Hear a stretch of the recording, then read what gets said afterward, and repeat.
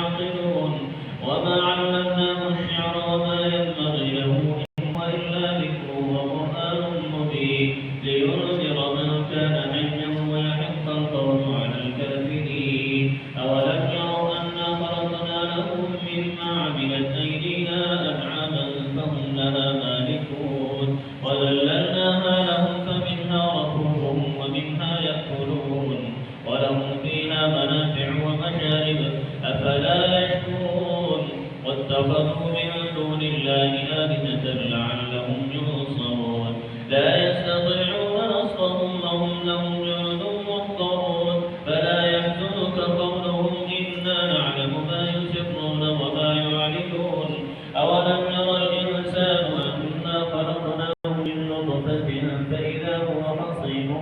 مبين وضرب لنا مثلا ونسي خلقه قال من يحيي العظام وهي رميم قل يحييها الذي أنشأها أول مرة وهو بكل خلق عليم الذي جعل لكم من الشجر الأخضر نارا فإذا أنتم منه توقدون أوليس الذي خلق السماوات والأرض بقادر على أن يخلق مثلهم بلى وهو الخلاق العليم إنما أمره إذا أراد شيئا أن يقول له كن فيكون فسبحان الذي بيده ملكوت كل شيء وإليه ترجعون والصافات صفا فالزاجرات زجرا فالتاليات ذكرا إن إلهكم لواحد